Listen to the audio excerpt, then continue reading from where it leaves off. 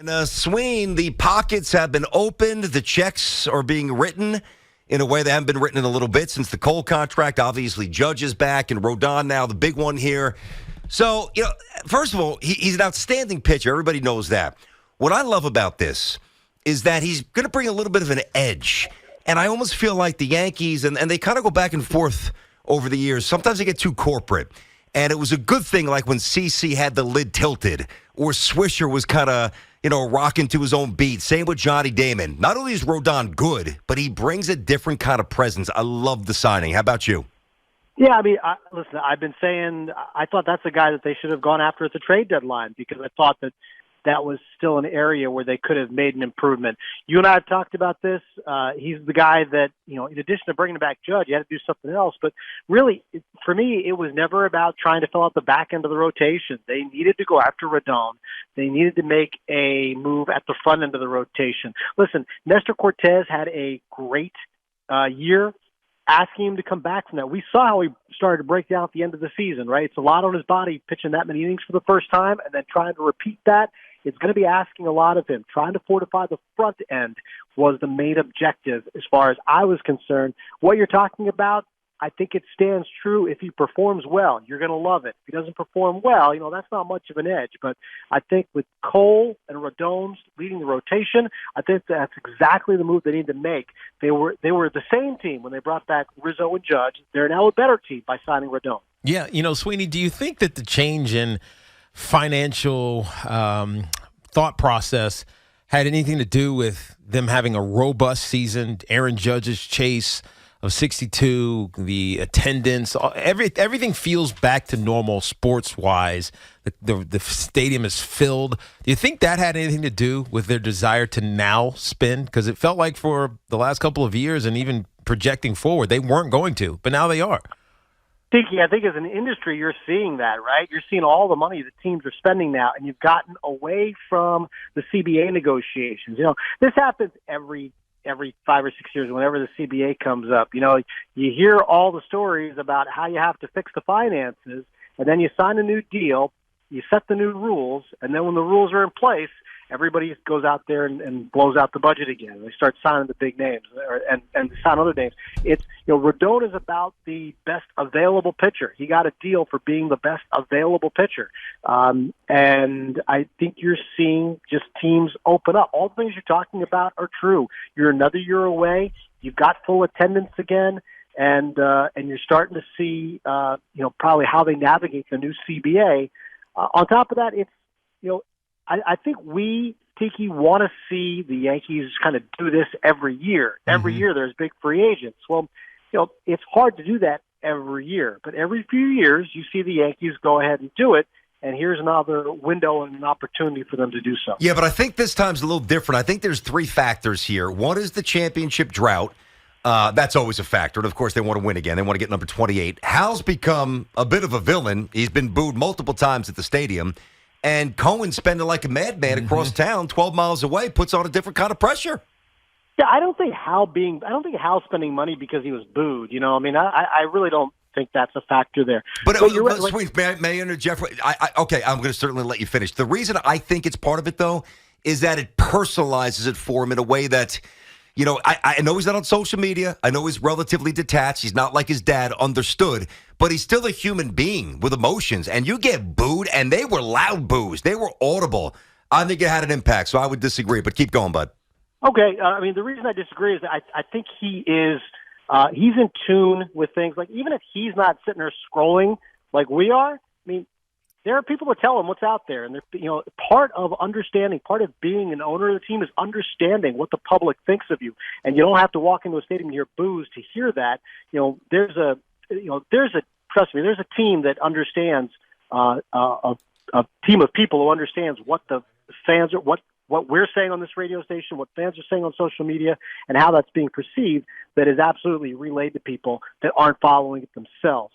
But I think, if you look at every couple of years, you talk about a drought. Yeah, when the opportunity presents itself, you're going to find a spot to do it. And, they went on the big – it doesn't always work. No, they went on a spending spree that included Masahiro Tanaka and Brian McCann and Jacoby Ellsbury and Carlos Beltran, and that didn't work necessarily. But you're also coming out of a window where you had to start paying because the baby bombers kind of fizzled, right? One of them graduated. That's Aaron Judge, and he cashed in. The rest of them kind of went their way, and as you probably should have expected. But now you had to get through. You were trying to get through that window where you had players at cost control, and you were competing with what you're competing with. And now you got to fork it over. You had to fork it over for Judge. You got to fork it over for more starting pitching.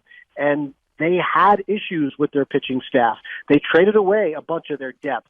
They have some guys that are coming back that you're worried about their durability. I mentioned Cortez, Luis Severino's another. So you had to make a move at the top of the rotation, and they did. Yeah, and we feel comfortable with the rotation. It's now set up to be really strong and I think deep. He's throwing Herman in there as well as Montas. And so I feel like the rotation's fine. They're a little bit aged and they're position players, but left field now becomes the focus. And they have choices here, Sweeny, and I want your opinion on what you think they'll do.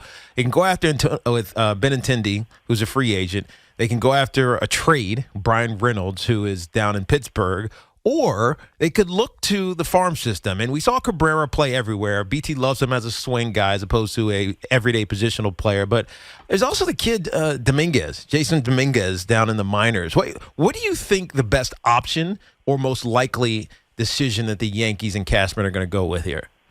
I think it comes down to Benintendi or one of the trade options, and it's not just Reynolds is pretty expensive because he has so many more years of control, and just because he says he wants to be traded, Pirates don't have to trade him. I think and you've heard some other names out there, and I think you're looking at maybe shorter term options if you don't agree on a deal for Benintendi, because I think there's kind of a little wide range of where Benintendi can look as far as what he's looking at for a contract. You saw what Yoshida signed for, you saw what Nimmo signed for, and you kind of make some numbers in between there and say, okay, can he get that? Is he worth that? I think even as far as we're talking or as Yankee fans are talking, if Benintendi was ever traded here last year, you'd kind of be more excited about him, right? Like he'd be somebody new and shiny. He wouldn't be just bringing back somebody you had. And you really didn't have him for all that long. He's coming back off the injury. I think he is still a very good option, but obviously you need somebody out there. You need to get somebody out there.